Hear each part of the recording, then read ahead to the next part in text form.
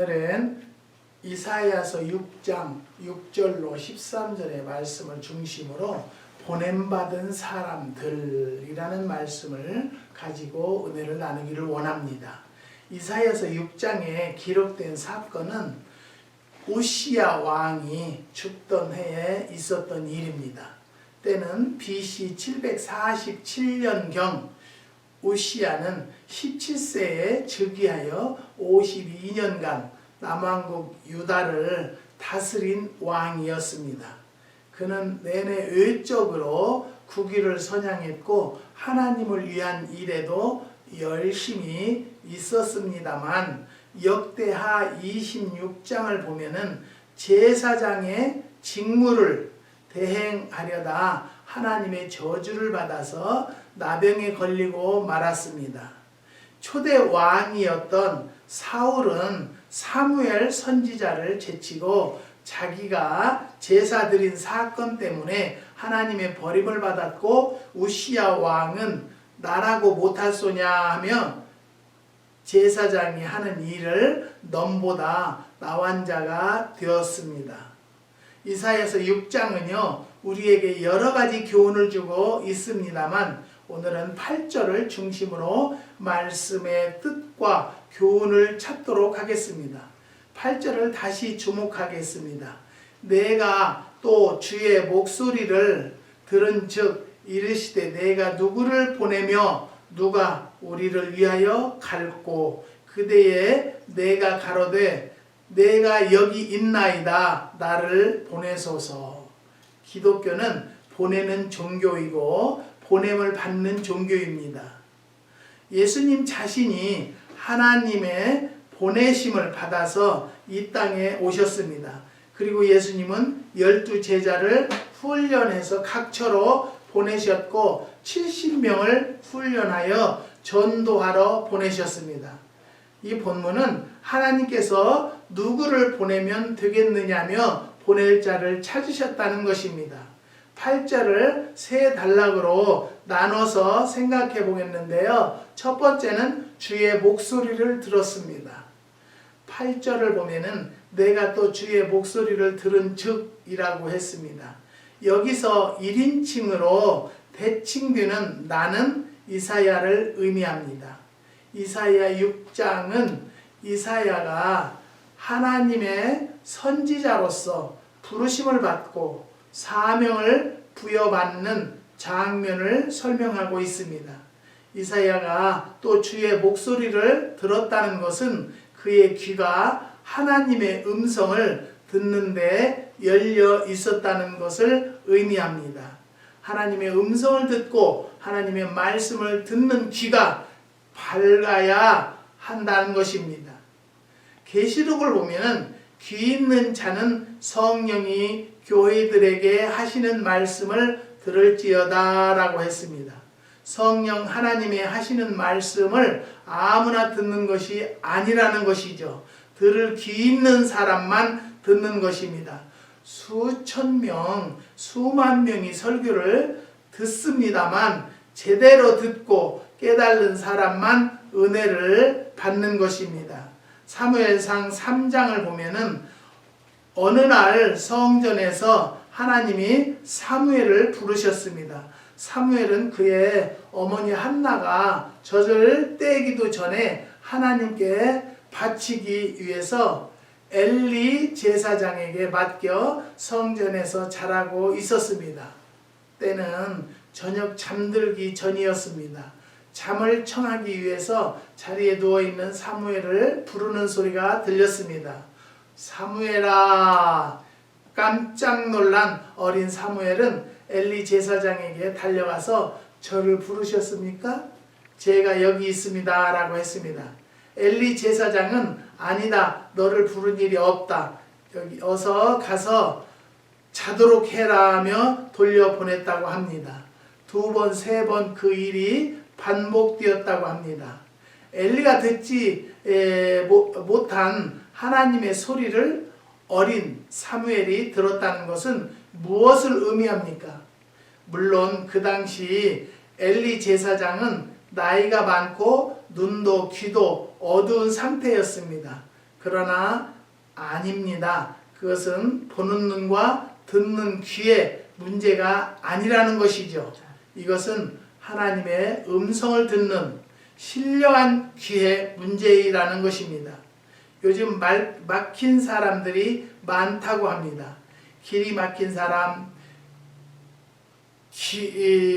기가 막힌 사람, 또 취직길이 막힌 사람, 지금 줄이 막힌 사람, 도움의 손길이 막힌 사람들이 많다고 합니다. 그러나 더 심각한 것은 영의 귀가 막힌 것입니다. 주경가들은 이사야가 주의 목소리를 들었다는 것을 특별 계시였다고 해석하고 있습니다.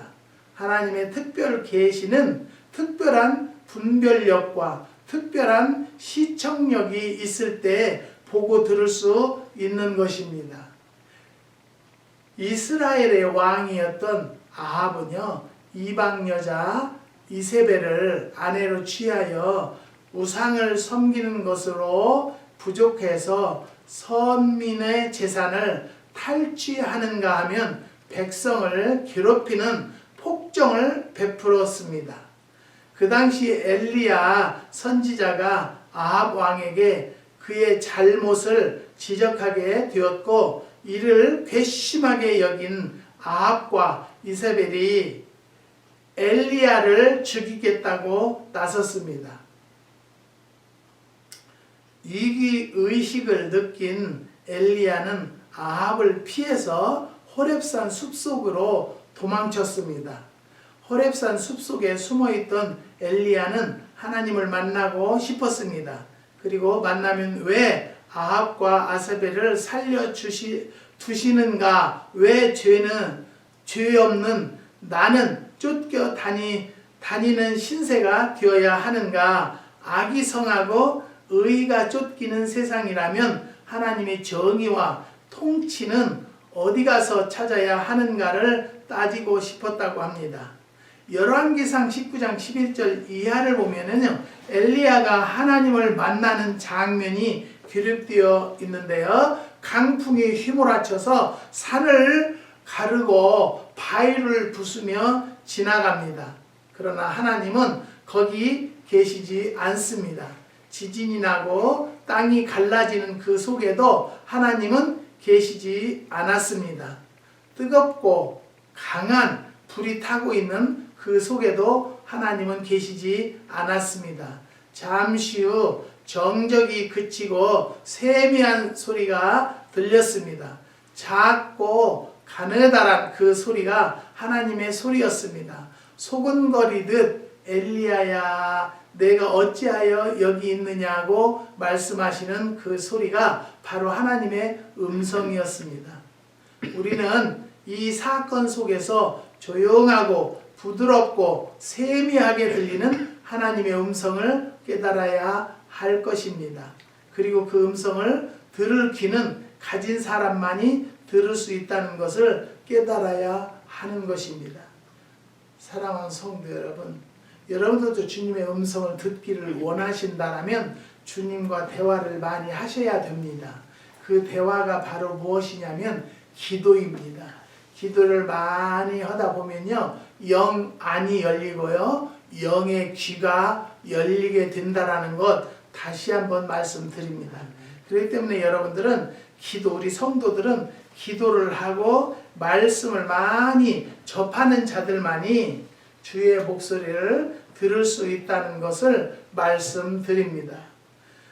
두 번째는 내가 누구를 보내며 누가 우리를 위하여 갈꼬. 내가는 단수이고 우리는 복수입니다.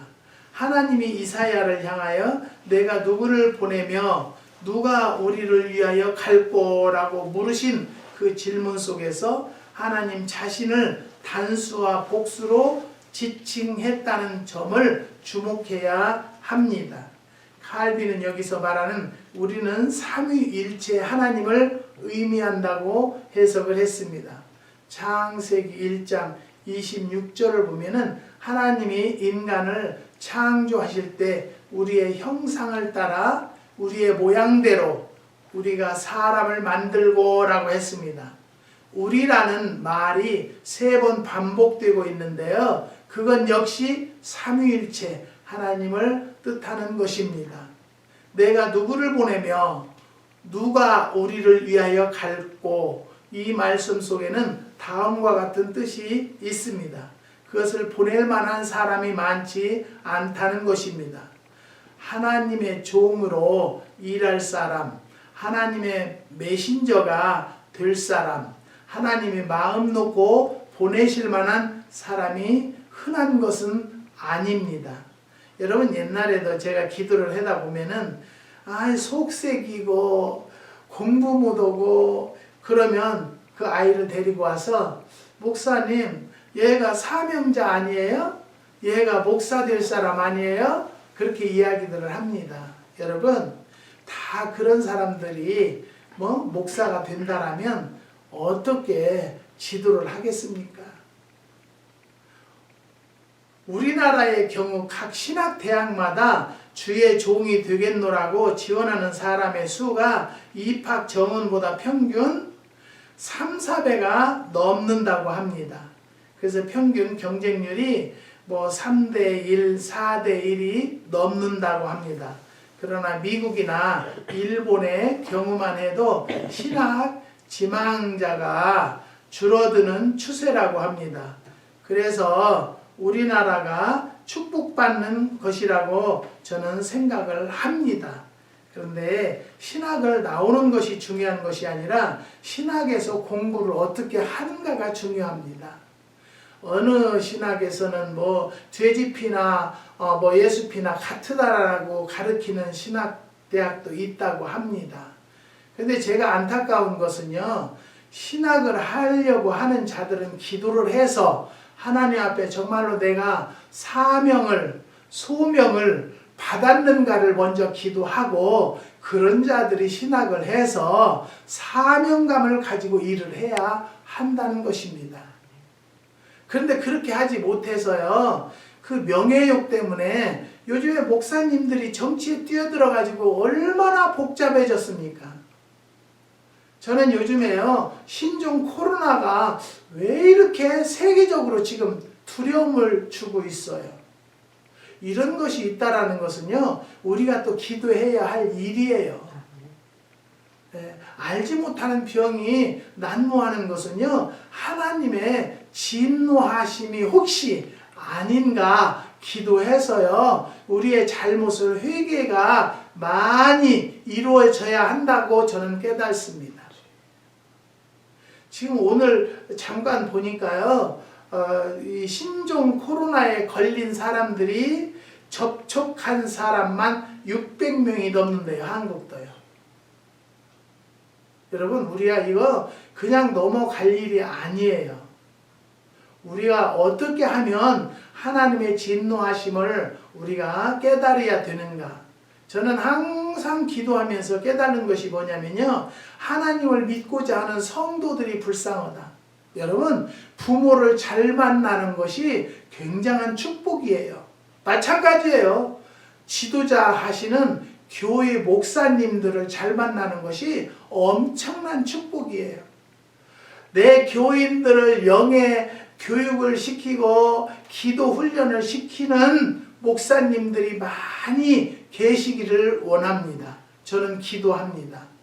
무슨 목회하는 분들이 정치에 그렇게 뛰어드는지 저는 알 수가 없습니다. 우리는 나라와 민족을 위해서, 위정자를 위해서 정말로 기도할 때입니다. 빨갱이가 무슨 필요 있고 흰둥이가 무슨 필요가 있겠습니까? 우리 하나님 안에서는요, 형제, 자매, 모친이라고 그랬어요. 다 적은 없어요.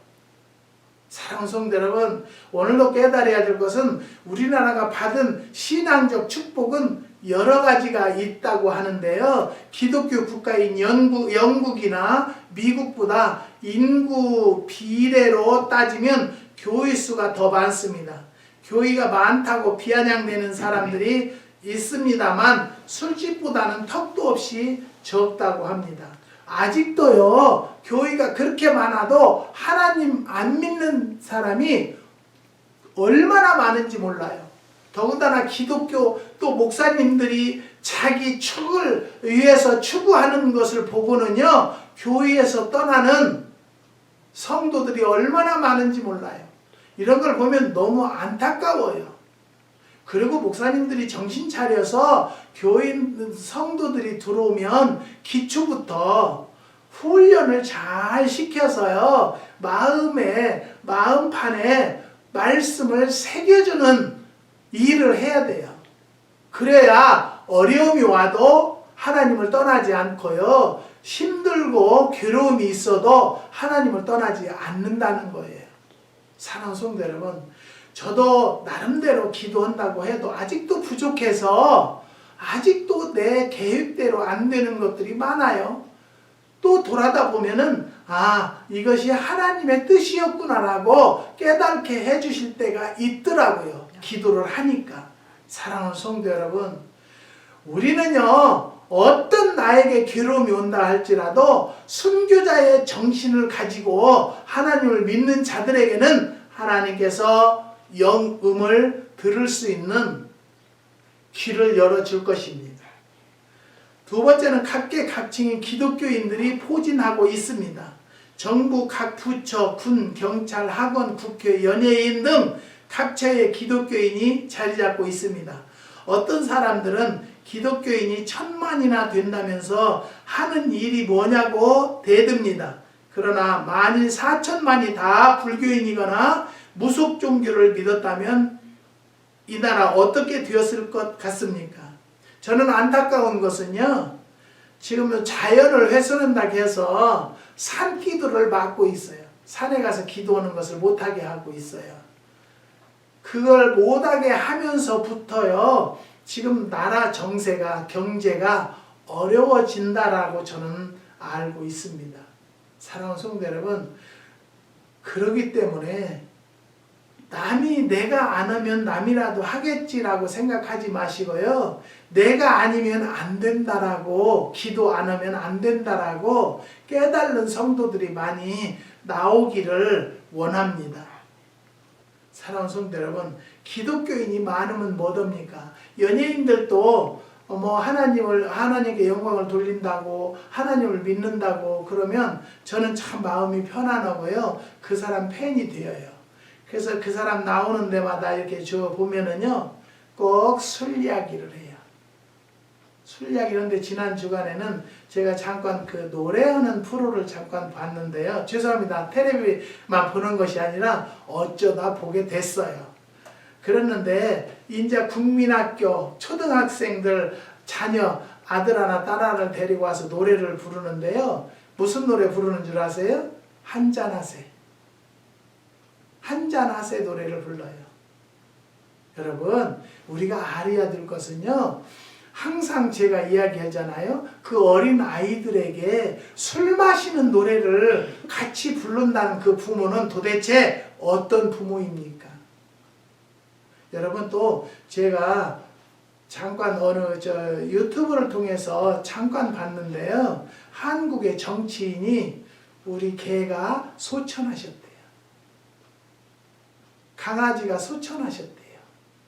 말이 됩니까? 그분이 전도사래요. 정치하는 분인데. 여러분, 우리가 바로 알아야 될 것은 동물은 동물이에요. 그렇다고 해서 그것을 학대하라는 것은 아니에요. 우리가 가려서 말도 해야 되고요. 하나님을 믿는 자들은 이 입술을 통해서 나오는 말들도 깨끗한 말, 정말로 하나님 앞에 합당한 말만 할 수 있는 성도들이 되시기를 주님의 이름으로 부탁드립니다. 세계를 3대 문화권으로 구분합니다. 즉 불교 문화에 영향을 받은 불교 국가들, 희교 문화에 영향을 받은 희교 국가들, 기독교 문화를 받은 기독교 국가들로 나눌 수 있습니다. 어느 곳이 선진국입니까? 어느 나라들이 잘 살고 있습니까? 셋째, 교회가 계속 성장하고 있습니다. 세계 선교 역사상 100년 넘게 계속 교회가 지속적으로 성장한 예는 한국밖에 없었습니다. 그런데 지금은 뭡니까? 기독교가 지금 기독교인이 내려가고 있습니다. 왜 그럽니까? 먼저 믿는 자들, 지도자들이 바로 하지 않기 때문입니다. 저는 항상 얘기하잖아요. 모든 냄새는 코로 맡아요. 향기도 코로 맡아요.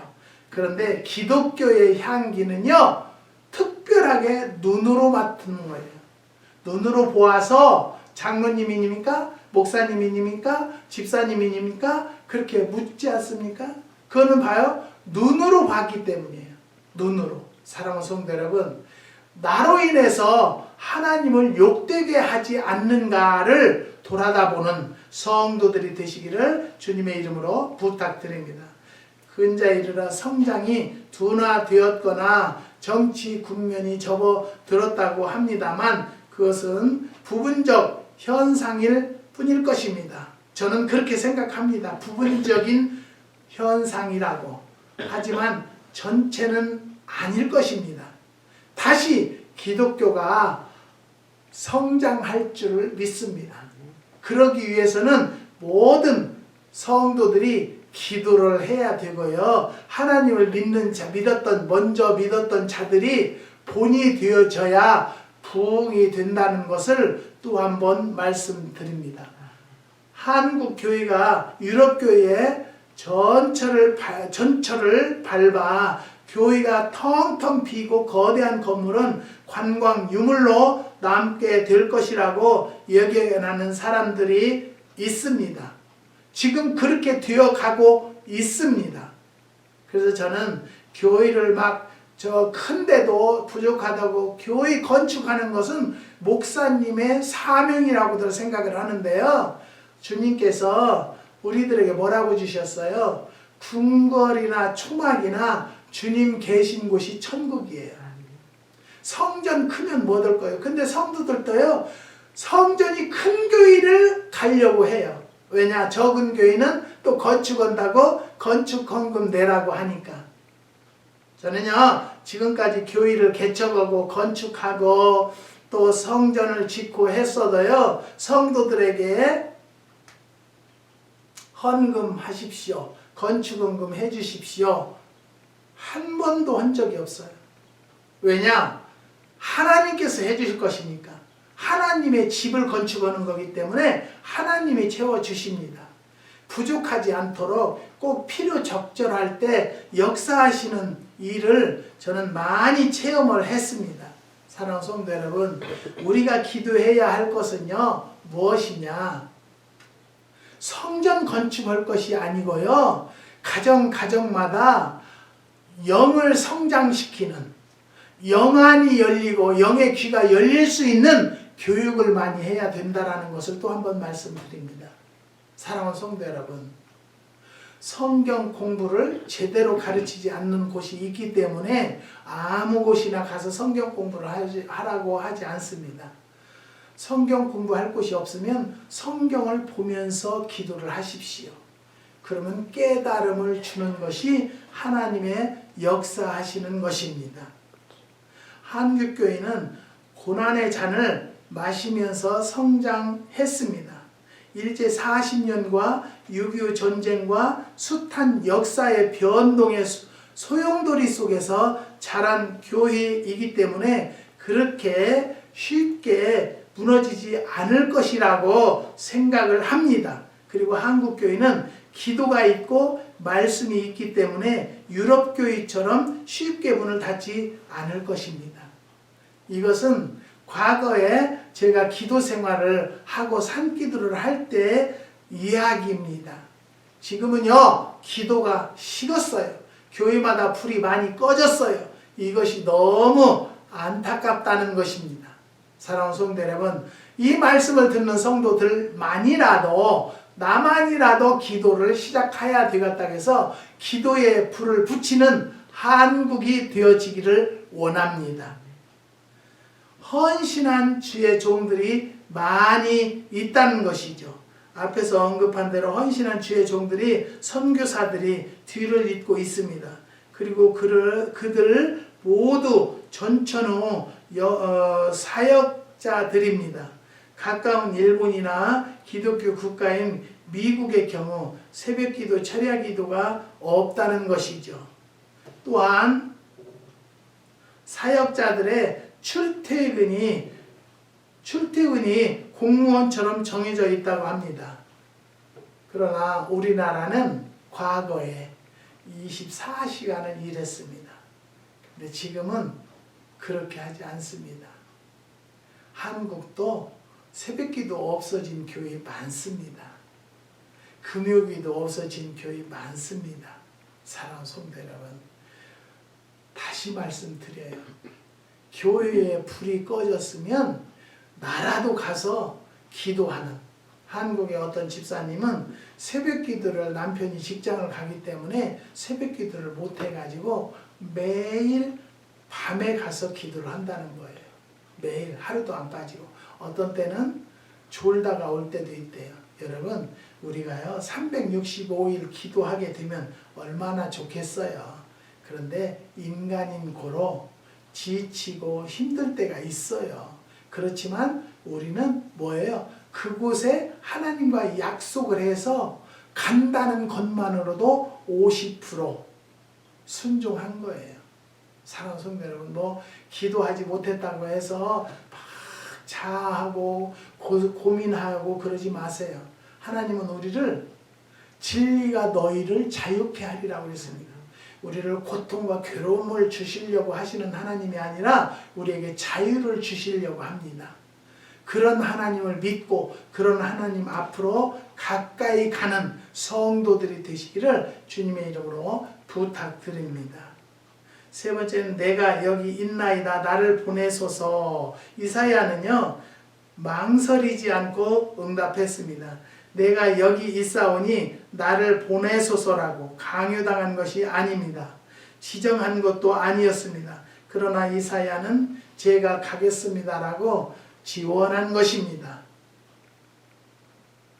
이것은 내가 긍정적이고 적극적인 사고의 사람이었기 때문입니다.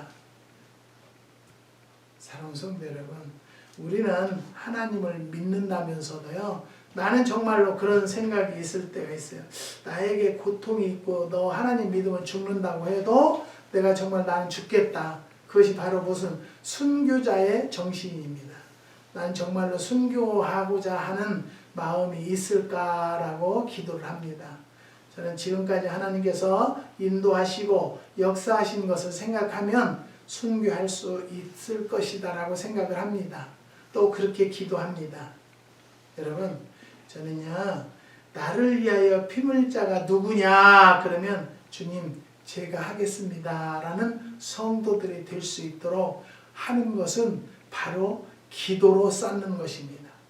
기도 훈련이 되어지고요. 기도 훈련은 그냥 훈련을 시키는 것이 아니라 정말로 일어나지 못할 곳에서도 하나님이 일으켜 주셨다는 것을 깨달으시고 그런 하나님을 더 가까이 하는 성도들이 되시기를 주님의 이름으로 부탁드립니다. 주님 제가 가겠습니다. 그러자 두루마리 책이 펴지며 많은 사람의 이름이 보이는데 여러분 우리가 알아야 될 것은요 순교한 자들의 명단이었을 것입니다.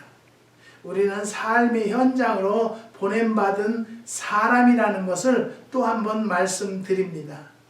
우리는 선교 현장으로 보냄받은 사람들입니다. 거기서 보내신 하나님의 뜻을 전해야 합니다.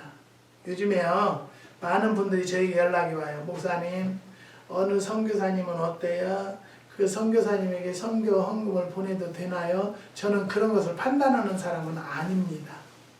그렇지만 저는 기도하기는 선교사로 임명을 받았으면 맡은 곳에서 최선을 다하는 선교사가 되기를 원합니다.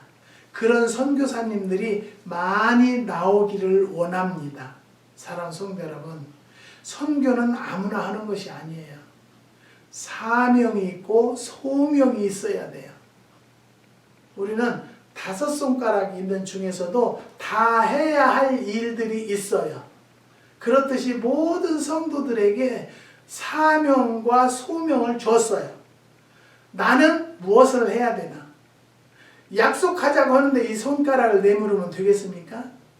이 손가락으로 거려야죠. 그것과 마찬가지로 나는 하나님 앞에 봉사하는 것이 사명인가? 전도하는 것이 사명인가? 아니면 구제하는 것이 하나님의 사명인가? 또 선교하는 것이 하나님의 사명인가를 알아야 돼요.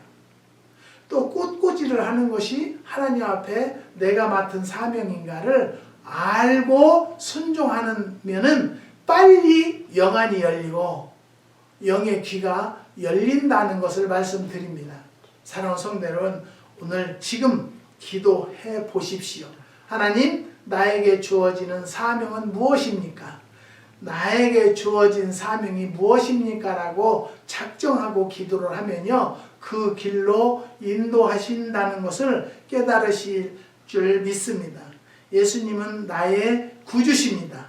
예수님은 나 때문에 십자가에 죽으셨습니다. 예수님은 나를 구원하셨습니다. 예수님을 믿어야 구원받는다는 거지요. 주여, 내가 여기 있나이다. 나를 보내소서 가겠나이다 라고 순종하는 마음을 가지고 기도한다라면 하나님께서 그분의 삶을 인도할 것을 믿습니다. 저 역시도 미국이라는 미자를 알지도 못했는데 산에 가서 기도하는 중에 너는 미국을 가라. 그래서 비자도 나왔고요. 미국을 왔어요. 왔다고 해서 승승장구 좋은 일만 있었던 것은 아니에요. 힘들고 어려울 때마다 저도 피를 다 토했어요. 스트레스를 받아서. 그렇지만 기도하는 중에 모든 문제를 해결해 주셨고요. 지금까지도 하나님의 그 인도하심과 보호하심이 아니었더라면 저는 살 수 없었을 것입니다. 그런 하나님께 저는 죽도록 충성하겠노라고 계속해서 주님과 약속합니다. 사랑하는 성도 여러분, 오늘도 보냄받은 사람들을 들으시면서 나는 어느 곳으로 하나님께서 보내셨는가를 깨닫고, 황씨 집안의 전도자로 보냈구나, 아니면 그 가정으로 나를 선교사로 보냈구나라고 깨닫고 나에게 주어진 사명을 잘 완수하는 성도들이 되시기를 주님의 이름으로 축원드립니다. 기도하시겠습니다. 하나님,